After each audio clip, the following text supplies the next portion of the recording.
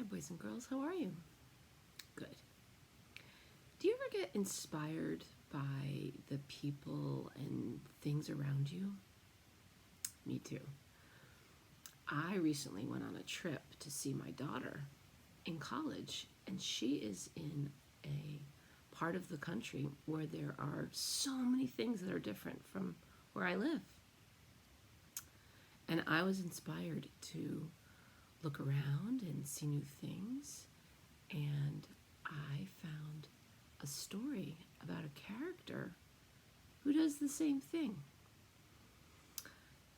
except that this character starts to compare themselves to other things and people, and that turns into be a tricky situation because they start to think, oh, I should be more like that and not like this.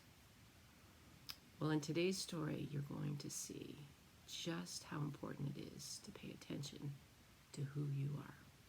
I hope you enjoy this story. A Little Fairy Tale, written and illustrated by Otis.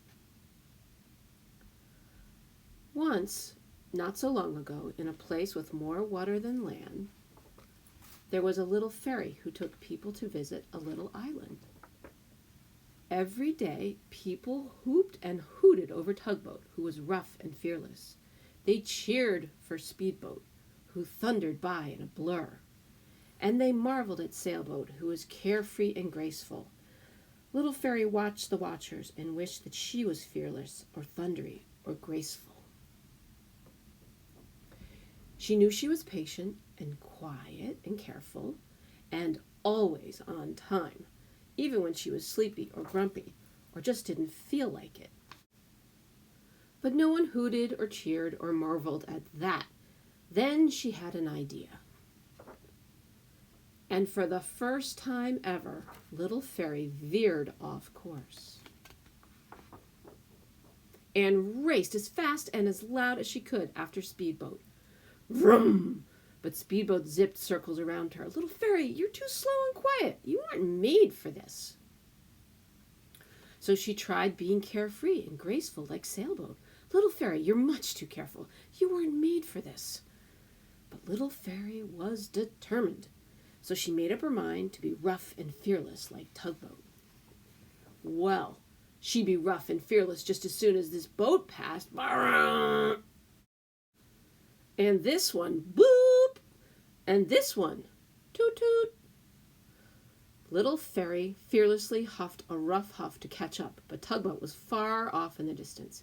Little Fairy, you waited too long, Tugboat tooted. You certainly were not made for this. They're right, thought Little Fairy as she sadly turned back round. I just wasn't made to be any of those things. She was nearly back at the dock when she heard... Toot! It was Tugboat. Oh no, is that smoke? The animals on the island need our help. Speedboat got there first, roaring in like a flash, but he startled the animals. Tugboat hurried in next, but that only frightened the animals more. Then Sailboat curved up to shore, but she didn't watch out for the rocks and scraped her hull. Little Fairy paced back and forth, back and forth. I want to help, she fretted. I'm not fast or fearless or tough or graceful, but I have to try. Little Fairy was quiet as she neared the shore. She was slow and careful as she lowered her ramp. And she was patient as she waited for the animals to climb on. But soon Little Fairy was filled up. But more animals kept coming, and she started to tip. Oh no, I'm too small, she sputtered. Then she heard a tiny voice. You can do it, Little Fairy. You were made for this. And all of a sudden, Little Fairy didn't feel quite so little anymore. She floated higher, straightened up, until somehow every last animal made it on board. Then she slowly, carefully carried everyone to safety. Forever after, Little Fairy brought people back and forth to the little island, happy knowing that what she was best at was being exactly who she was.